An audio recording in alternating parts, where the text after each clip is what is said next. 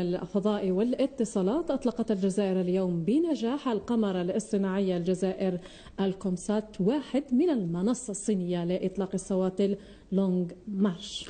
نعم، عملية الإطلاق تمت بالضبط من محطة سيشانغ ساتليت لونج سنتر في حدود الساعة 5 مساء و41 دقيقة بتوقيت الجزائر من طرف الوكالة الفضائية الجزائرية بالشراكة مع دولة الصين، على أن يوجه الساتل الكومسات 1 للاتصالات السلكية واللاسلكية والبث الإذاعي والتلفزي وكذا الإنترنت.